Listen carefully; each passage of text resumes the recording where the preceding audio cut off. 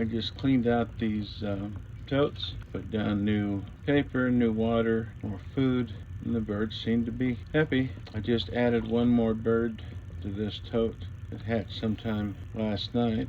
From Southwest Game Birds, I have 33 hatched out of 60, so I guess that's above the 50% average for shipped eggs. I'm hoping I get a few more. Unfortunately for my shire, I've only got 3 out of 30. 6 were cracked or broken by the time I got them, and they were left in a hot lockbox for hours before I knew they were there. So can't blame the shipper. I think the post office mishandled these badly. But at least I got 3 birds out of them, so that's something. So that gives me 36 birds, which is a fair number considering this is my first time hatching. So I'll get back to you guys later. Hello, Craig here again. It's been 21 days since these birds have hatched. Changed this bedding out completely yesterday. It was totally clean yesterday evening, and you can see in approximately 24 hours what a mess they've made.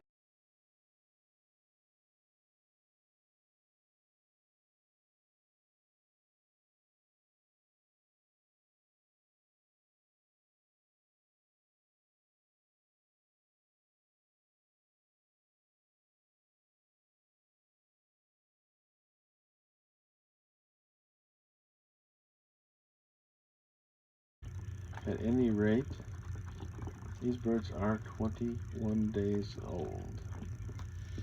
I've got 3 over here that are 24 days old. This hatch didn't go so well. Only 3 out of the 25 eggs I ordered hatched. Actually, I received 30 eggs, but 3 of them were cracked / broken when the package arrived. So there were actually 24 set in the incubator.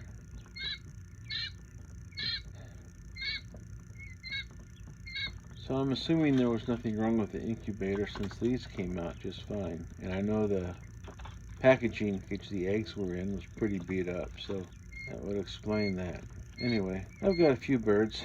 I've got, 36 birds now. That should do me for a while. This is my first time hatching any quail, so it's not too bad.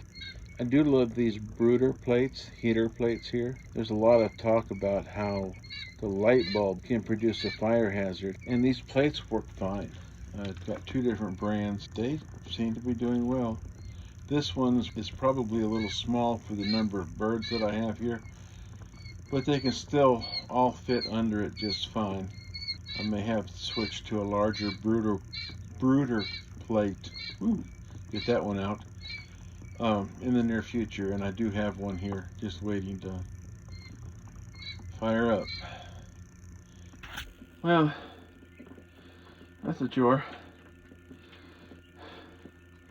This is 24 hours worth of feed and excrement. As you can see, a lot of this food is bigger pieces.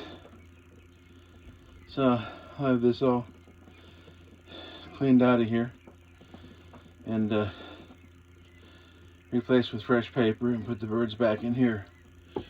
Currently I've got them right here. Temporary holding pen.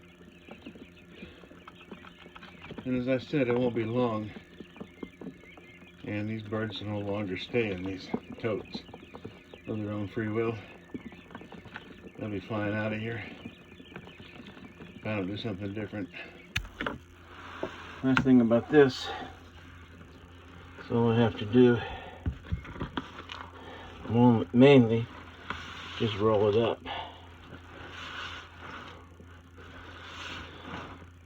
This has absorbed all of the urine and the moisture in the feces. I've got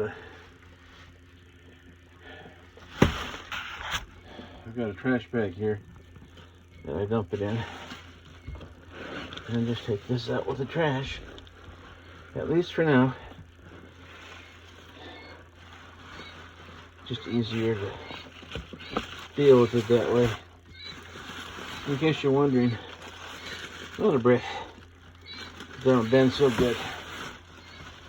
It's very difficult for me to lean over, partly because of my excess weight. But that's about it for now. I'll dump this out and wipe it down and put more paper in. That'll be all for tonight. Well, there it is, all nice and cleaned up again. Now let's put the waterer and the feeder back in. This time I'm not going to put the crumbles on the paper towel, though. I'm getting them used to eating out of the feeder right here. So if I do put crumbles on the bottom, it'll be on a separate paper towel. Easiest way to transfer these back is just to put this smaller tote into the bigger one and then transfer the stuff over one at a time. The bending over and straightening up, bending over, straightening up, taking these birds out one at a time is a real pain. So anyway, get the heater moved over, and yes, I switched out the brooder plates. I think this one might be slightly larger, not sure. Anyway, we'll give it a try. See if the birds fit under it more comfortably.